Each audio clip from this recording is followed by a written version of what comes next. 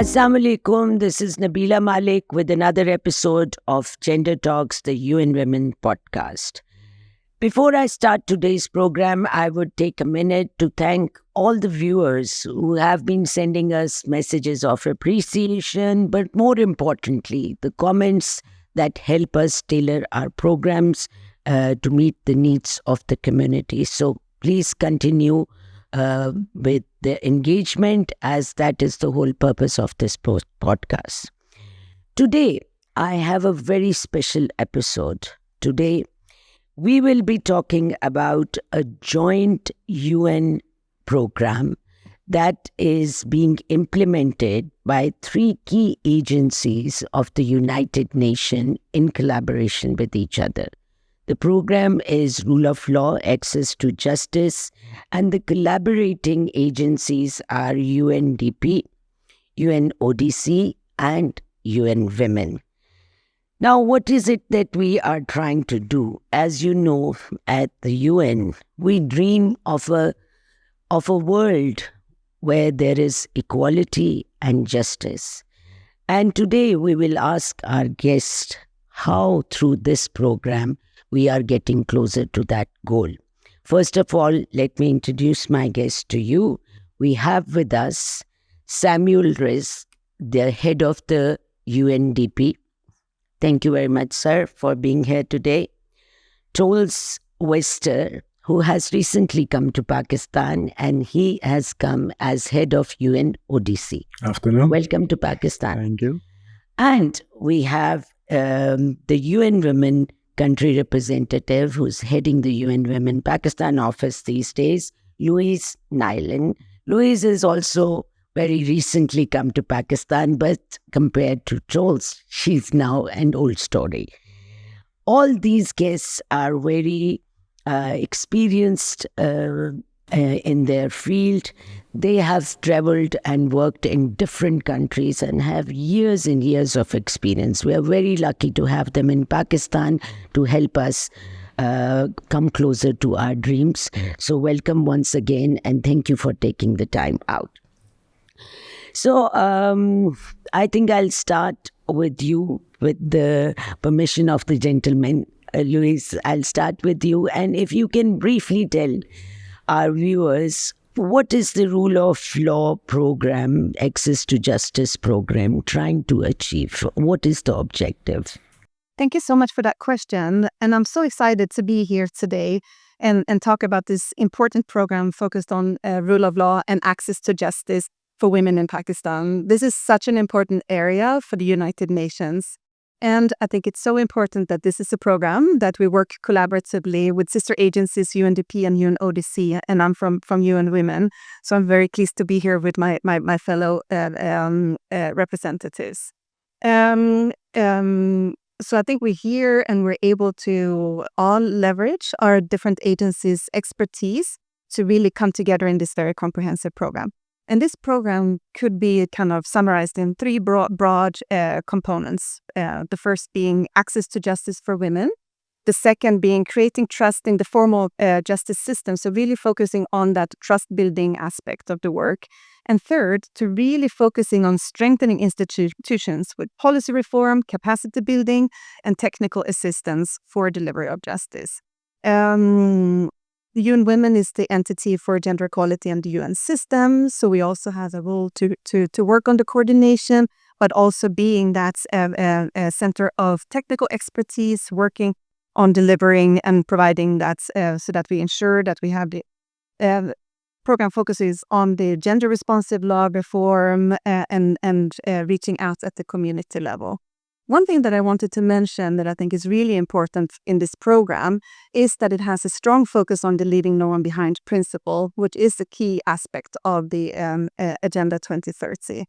So this program has been collaborating with a range of different groups, be it religious minorities, transgender, and other excluded groups. So just to mention, out of the 138 civil society organization partners in our alliances, 6 are minority-led organizations and 13 have programs with minorities and transgender, and 11 of them are working with persons with disabilities. Thank you. Thank you. That was quite a comprehensive and detailed introduction of the program. Sam, let me take the same question to you, but specifically, how is UNDP contributing to this program, and how specifically are they trying to reach out to women and marginalized communities through this? Thanks very much, Nabila. So I think before we get to the how question, it's important to know the why question. We typically look at the evidence base for why any particular program, starts, partnerships, etc.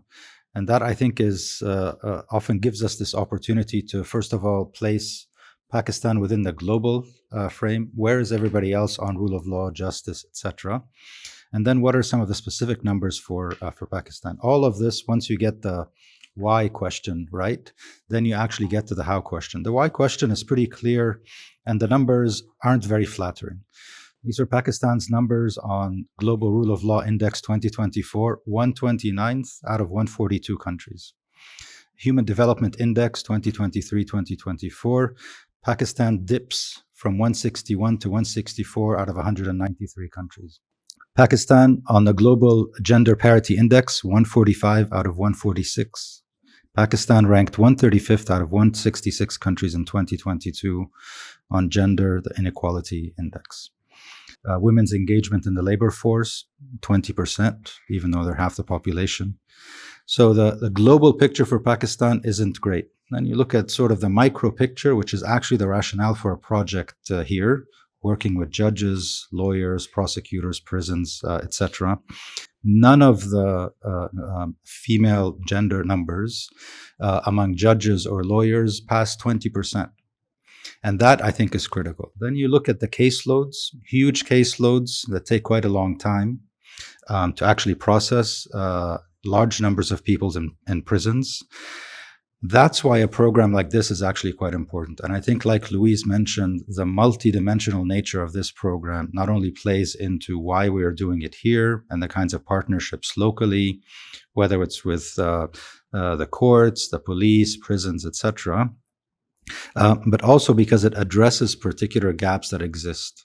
Legislation is a gap that's been worked on for the past few years. We'll continue moving ahead. Policy, a gap, moving ahead. Physical spaces and infrastructure are a gap. We'll talk a little bit more about that. That is also being addressed. Capacity, awareness, etc., inclusion. And I think these are the reasons why this is a particularly important and timely program. In all of the UN system, we pride ourselves on being responsive to local needs. On the governance sector, whether it's on rule of law, access to justice, reforms, police, prisons, elections, etc., all of this stuff, I'd like to say that we currently have a program that actually responds to local needs in this sector. Thank you. Truls, let me ask you now the why question. Why is UNODC part of this coalition and this joint program, and what value addition are they doing to the program? I think it's an excellent example of the UN agencies coming together and bringing in their different expertise to the table. We, from our side, United Nations Office on Drugs and Crime, is the lead on what is criminal justice responses to different kind of crimes, which we are doing in Pakistan, but specifically on any work that is related to law enforcement, prosecution, the prison systems, and making sure also the judiciary that agencies are working together, but without violating in terms of coming too close together on this. For instance, we notice in Balochistan, as in other places in Pakistan, conviction rates are very low compared to other countries in the world. This is something for UNODC is pretty concerned about. And in that sense, you need to have standard operating procedures in place. How far does the mandate of the police go? How do you work with prosecution? Because in the end, I think there are many Pakistanis, and especially women, that feel that justice was not served, waiting for justice for 3 or 4 years. And then in the end, there's no conviction. So I think this is one of the things that we want to focus on. It's interesting that you brought in the conviction rate. What about the reporting rate? The reporting rate, and especially in Balochistan when this project started, was very low, concerningly low for a number of reasons. And again, working holistically among the three agencies, we've been able to do a lot of work. We've been able to translate the different things. If you don't have access to the languages, you don't understand what's ongoing. I think we have established a juvenile, female and juvenile center, and in those in that center with capacity building, more than 600 cases were reported, and actually with a result to it. So the reporting in itself has gone up, and so has the solving the cases. Thank you. Sam, it's interesting you said that gender parity has a role to play and for access to justice. Achieving parity and removing disparities in a country like Pakistan looks like a very, very faraway dream. So how is this program immediately going to help the marginalized and especially the women? So I think there are two spaces that are quite important. One is on all of the people that are actually impacted by crime or exclusion, and in this case, women. Quite a long ways to go. I think the underreporting, not getting help, and then generally speaking, this sense of shying away from the justice system, broadly speaking. We did actually ask, as part of our surveying, we asked people in Balochistan and KP, where the majority of this work actually is taking place, do you have access to justice? Only 42% in our survey reported, yes, we have access. And then when we asked, what is it that stops you from going to the justice system? 80% said poverty and 50% said corruption. And I think these are important statistics. That's why the bigger picture is always just as important, which is women particularly, if they are underrepresented in many economic sectors, they do not have the money or the time or the luxury to wait 3 or 4 or 5 or 6 years just to go through the system. That's why there are alternatives that are developing now that look like alternative dispute resolutions, etc. But inside the institutions, I think that's where it's actually most important. That's where, in the institution itself, being able to have female police officers is really quite important. And then you try to figure out what is a space in which police officers, female police officers, feel safe. Before doing this kind of thing, you can't expect for there to be any sustainable parity for those offering and delivering justice. You'd be surprised at the simple things that we do with women lawyers, for example, in Balochistan and KP, where the ability to offer them just the law books in packages and for them to go through a training makes their library and their own awareness of what can be done really quite critical. I think the responsibility of the UN system, all of us together, is important, but the majority of the responsibility will always lie with our national partners and national authorities. And that's where some of these big numbers are important to expose in our discussions here, especially on judges and lawyers. Supreme Court, 17 judges now, will expand obviously in the future. Only 2 female judges. Among all of the judges around the country, 3,000 plus, about 500 are women. And I think this is the kind of statistic that moving ahead really needs to change, which is it's not only a question of getting to parity, but I think the big thing about this particular program is that it not only gives you or looks at access, but it looks at sustainable, decent, predictable access to justice, where in all fairness, we all know that in many countries, any kind of attempt to get into the access to the justice sector, police, prisons, is often an indecent experience. And that's why I think being able to offer good facilities, being able to offer decent capacity and awareness is what will encourage people, and women particularly, to approach this sector with some confidence that there is positive at the end of the line. Thank you, Luis. That brings me to you. UN Women is an agency that works specifically for gender equality and women empowerment. A lot of the barriers were listed here by Sam, by yourself. And what is particularly UN Women doing to address those challenges in the justice system, in the judiciary? Gender parity is so important. And as we heard, this is the male-dominated sector. The numbers are not good, and we want to see more women in these institutions. At the moment, the numbers are very low, something like only 3% in the police are women, 18% in the judiciary, and legal profession around 20%. So very low numbers. And when you reflect on that also, traditionally this can be seen as sort of male-dominated men's jobs, male-dominated sectors. So I think this is so important because I think seeing him in these roles, in this job, provides that security and willingness to open up. In many societies, these are not issues that are easily talked about. And having women as the face and the person that you're engaged with can facilitate that dialogue. We do see issues of this being a very patriarchal mindset, deeply rooted social norms, and behavior issues that are making this work challenging. So we really want to work on, as we're saying, conducive working environments for women, that they get into these institutions, but that they also stay and thrive and excel into these leadership positions. So making the conditions more positive for them to engage in them, having women-friendly facilities, looking at women-specific needs, such as childcare facilities, are issues that needs to be looked at in order for these kind of programs to be successful, sustainable, and really seeing that increase that we want to see of more women in this sector. Joel, let me ask you about this government stakeholders. How is this program engaging? Sam spoke about that briefly, and especially based on the UNODC's experience in Balochistan. Would you elaborate on that a bit? So there's a very close coordination on a daily basis. I mean, we have an office in Quetta.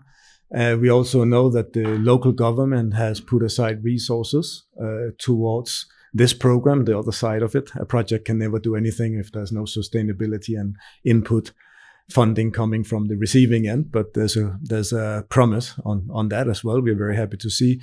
I just want to take the chance also to comment on two things. I mean, Louisa mentioned that the national level of female staff in the police is 3%. I think we can be happy around this table to say that in Balochistan, since the start of this project, is moving from 2 to 4%. So we're above average, and moving the radar 2% is actually pretty well for a project. And again, this thing of working with the local authorities, we work very heavily with the police training college in Quetta, especially refurbishing the women hostel inside to be able to facilitate more. So 200 female officers went through that, were able to be there, lived there, and has gone out now serving, which has provided the base from 2 to 4%. Sam mentioned the issue on corruption, which is a major problem in police forces, judiciary all around the world, not just in Pakistan. And it's proven in some of our international studies in UNODC at the global level that having more female officers actually minimizes the risk of corruption. Having female officers in a group of 8 male and getting 1 or 2 female officers in actually diminishes the corruption. So I think we're on right track on that indirectly, but of course more to come. Do you agree with that? Having females among the ranks lowers the chances of corruption? And what does it say about the men in the world? I would definitely agree, but with the very low percentages that we have now, either in the judiciary or the police or prisons, prosecutions, etc., we need to see more evidence of that. I mean, it's simple to say that we certainly can't get much worse, but I do agree that, you know, since the start of this particular program, there's quite a lot of interesting results that have actually come out. So, for example, just to speak about the policy and legislation work, especially with provincial authorities, there's a KP rule of law roadmap that is now already included and is there. There's the reform of the KP Prisons Act. If you can imagine, the last KP Prisons Act was from 1900. So the fact that it's been now renewed after 123 years, this was last year, is a great issue. Areas related to national action plans on business and human rights. gets us into another territory of potential collaboration amongst ourselves and with national authorities to actually do something about commercial disputes. So if you look at the number of cases that are still out there and being examined, and that are actually quite late, over 2 million cases. The majority of these cases are district level cases. They're not in the Supreme Court. They're not in the provincial courts, which basically tells you that the majority of these cases are about people's lives. They are about commercial disputes, civil disputes. They are about family disputes, inheritance, marriage, divorce, etc., etc. When you have this kind of backlog, it is problematic and you need to help.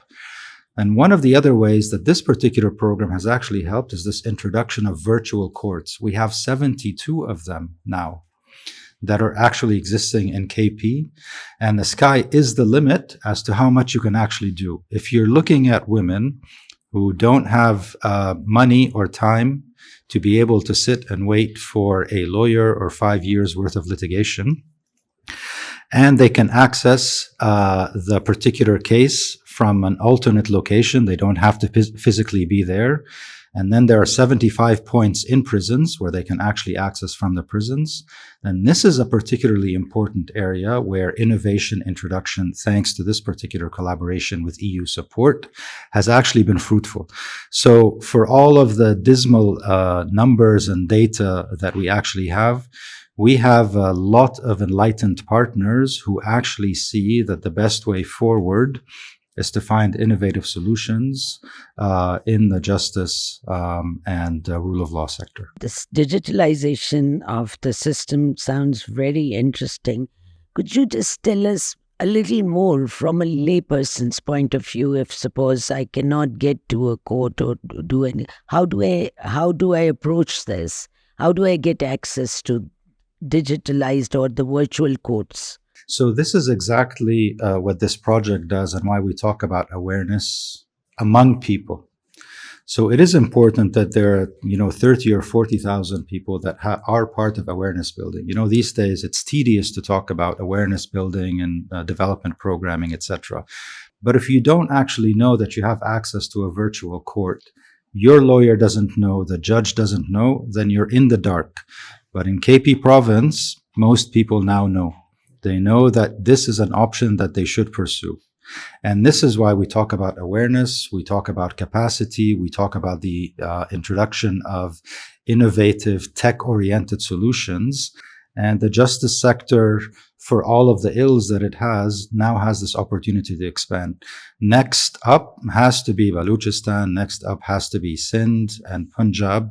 And for a country as big as Pakistan, digital inclusion on many things, including the justice sector, is a way of equality, is a rights-based approach, is something that definitely needs to be part of the future development programming. Absolutely. I totally agree. And Luis, how is UN Women contributing to this digitalization, and we're calling it citizen-friendly justice system? Could you elaborate on that? What does it mean? We need to think of a range of different ways of providing access to justice for people.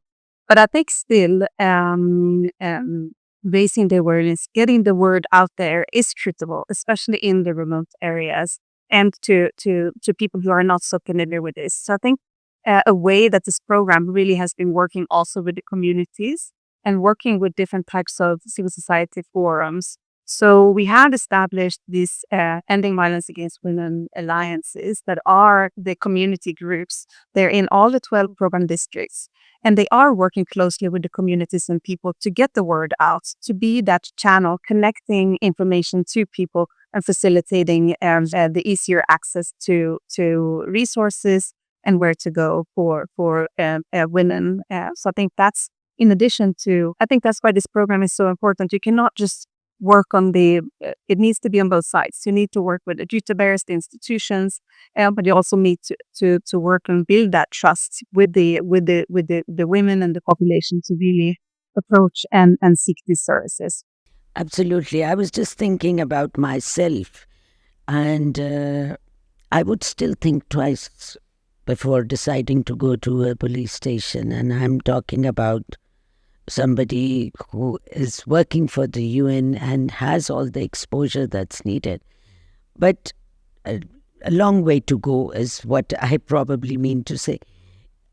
Also, UNODC is also working with the communities and contributing to this awareness element of the program. Would you like to talk about that? Yes, I mentioned a specific example where we commissioned a study on transgender persons' access to justice in sin, which gave a lot of valuable input for us, especially in relationship to violence again. And then we built up the training courses for police, prosecutors, judges, etc., training 300 people, again, so that the access becomes there and that you don't get re-victimized. You've been beaten once, been the victim of something. You don't have to be victimized again. So this is very important.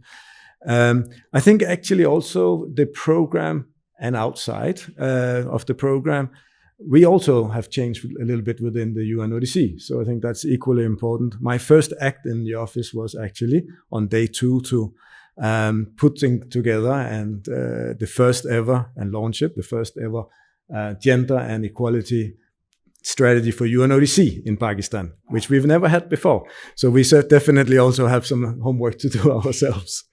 Good. We are your neighbors. You can always come to us for support. Right. Okay, good. That's good to hear, because I think gender is a cross-cutting theme and it's easier said than done to integrate it in all the programs, to mainstream it. That's the biggest challenge, and for that, the kind of buy-in. I just want to ask from all of you, how does this collaborative work? Do you think it's really helping the agencies in the delivery of the program, or is it more of a challenge? I can go first, speaking to my staff before coming here. It makes it better. And in fact, the UN should have more joint programs together. For the reason for that is we have a larger outreach. We come to the table with different expertise from each agencies that is not within one agency. So I think you come to the table a lot stronger when you meet the local governments, because you are more holistically represented.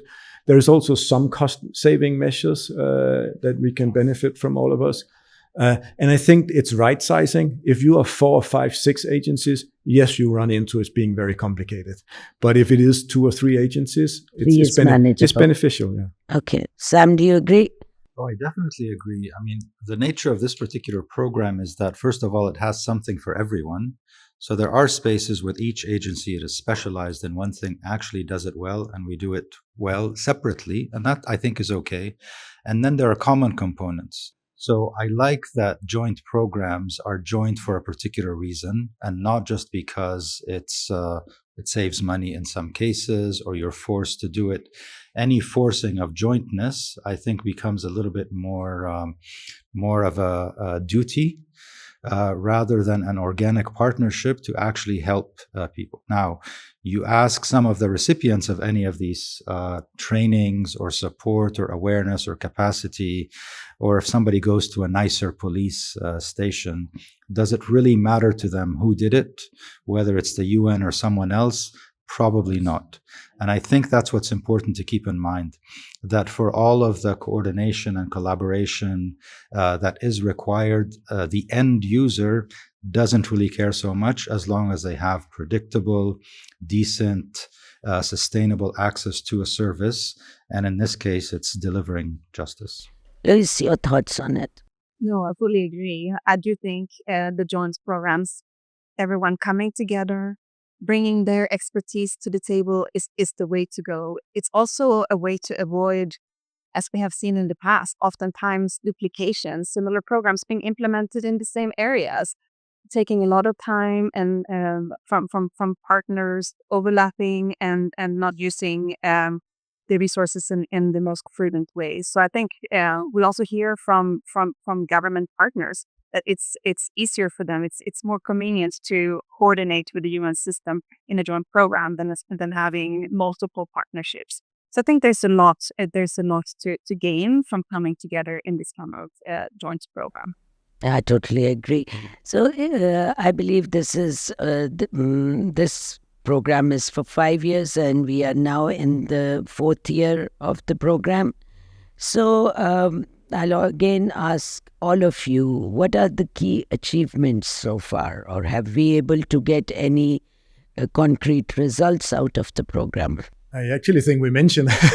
Yeah, but specific from your own thing, if there are, maybe, yes, you I can mention a few again and drill down on some of the numbers. Yes. So I mentioned virtual courts, 72 virtual courts, 72 prisons, 50,000 cases adjudicated through virtual courts. That's a big number. Awareness building, because we said that it is important for people to know, first of all, their rights. Secondly, what are the kinds of facilities I can access? 34,000, about 9,000 of which are women.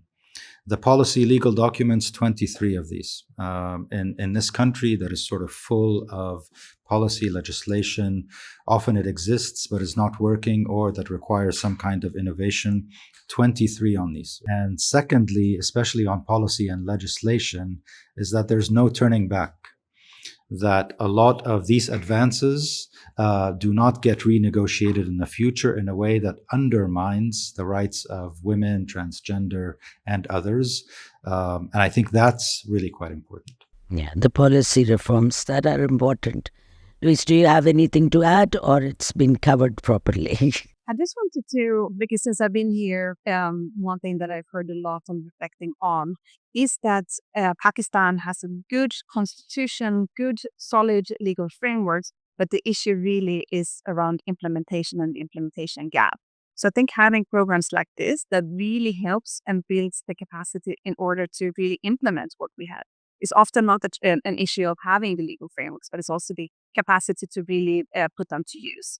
So I think that's really a key aspect to put these resources to focus on the implementation. And with the implementation combined with really getting that political will from the judiciary government to really have a culture change, to have the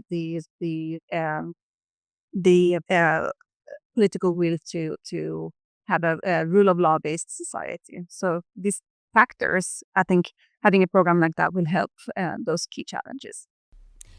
Okay, so in the next 5 years, what do you see changing in this landscape?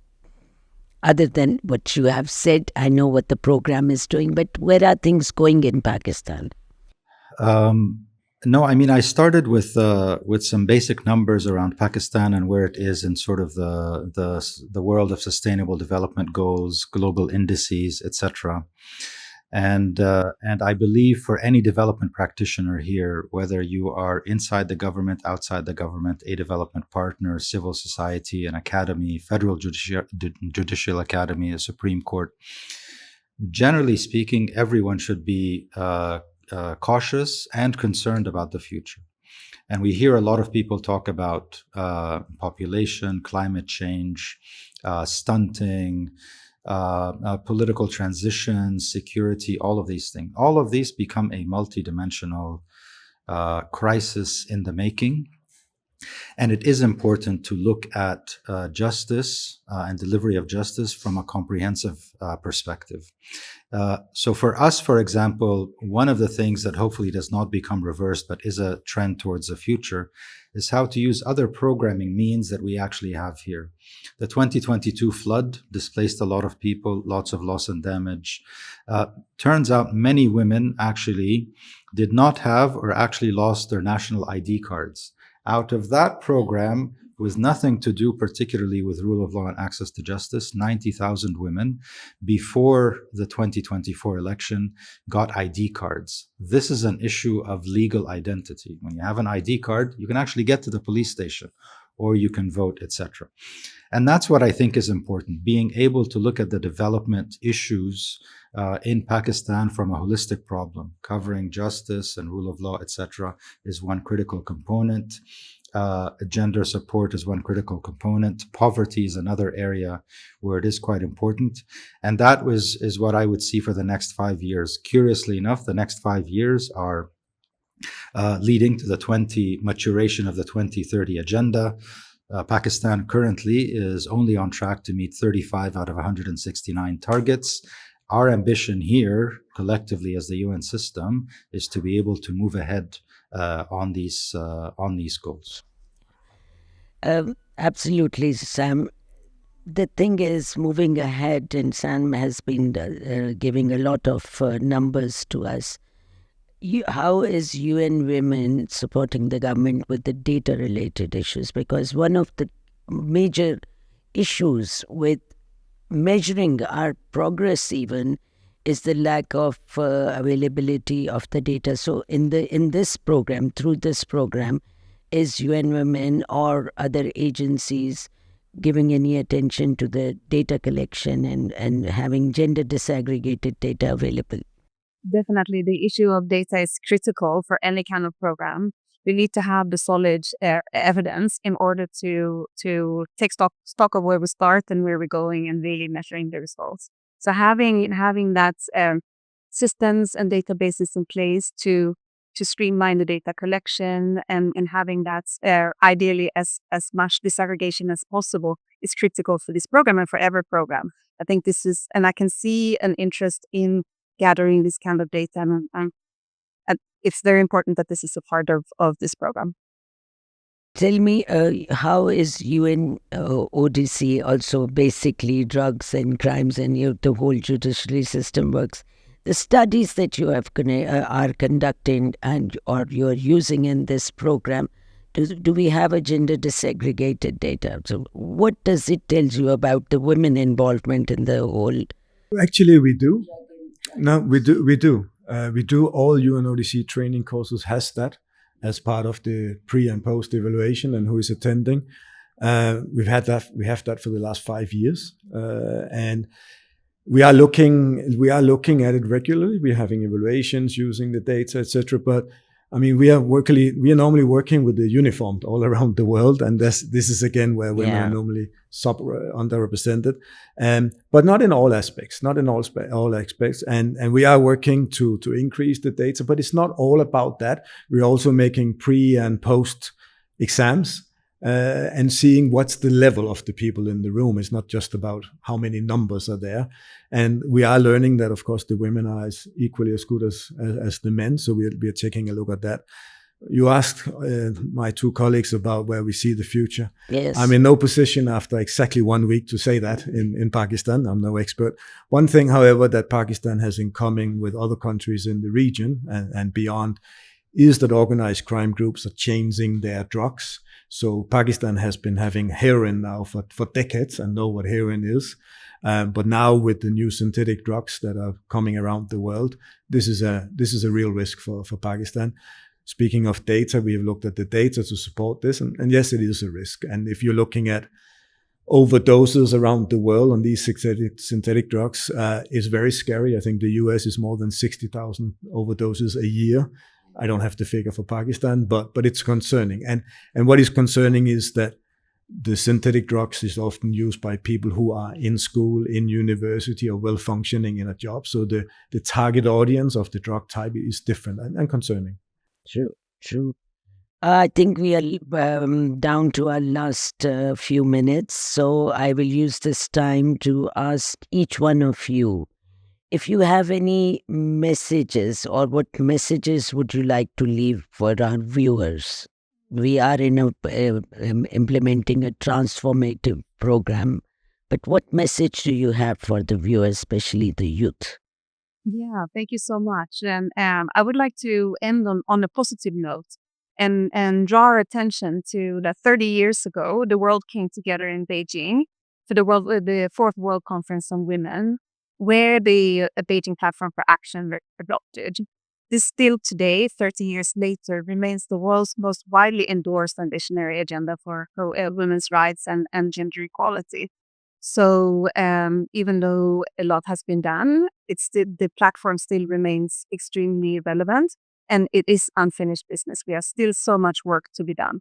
But using this Beijing Plus 30 that is coming up next year is a moment to galvanize, to really recommit to the promises that were made in Beijing. So I think programs like this Rule of Law program that we have been talking about today, and access to justice for women, is critical. It's so important to implement at the country level, because I do think change starts at the country level and within people's beliefs, families, communities, institutions, and providing these kind of resources is really helping to reach those goals. Thank you. Thank you, Sam. Your message. So my message also is hopeful. To be able to move this agenda forward, you need a lot of champions. A lot of these champions come from all across the country and globally as well. They are judges, they are lawyers, they're politicians, they're parliamentarians, they're in civil society, they're in the national commissions, women, human rights, children. They're in the Federal Judicial Academy, and there are many different places. So I think a focus on particular champions is important, men and women and institutions as well. Secondly, partnerships, many, many different partners for this particular program, which I think is a sense of hope. If this program only had some kind of federal level partner while you're implementing work at the provincial level and you don't have ownership and partnership there, then I think it doesn't go very far. And that's where I think all of these results that we've seen so far actually are possible, because we have very faithful, enthusiastic, energetic partners. And then thirdly, I think is to really be humble also amongst ourselves, that effectively what we are doing is an accompaniment program. We are accompanying national and provincial and district level ambitions for better access to basic services. Justice, in this case, is a basic service. And we want to continue to be able to accompany all of these authorities at different levels along their development pathway towards 2030 and beyond. Thank you. Final words. I think it's proper at the end of this to say thank you on behalf of all the UN agencies at the table to our donor, the European Union. I think that needs to be recognized. It's only fair. And saying thank you also to the government and the people of Balochistan for the trust they've given in us. This is people's lives. And I think it's something we must appreciate. The same as Sam said about being humble. I think we need to be humble about that. So thank you for the trust. Thank you, all three of you. I know how busy all three of you are, especially Charles, because you just recently joined, and very grateful that you were able to take time out. Louise, as well as Sam, thank you very much for being part of this podcast. And rule of law. Rule of law is important if we are to live like civilized people, and that everybody has a role to play. What UN agencies can do is give a supporting hand, but the will has to come from the people of the Pakistan. And the program is there. Engage with us. If you want to know more, we will provide all the information you need. And with that, we end our program today. Allah Hafiz.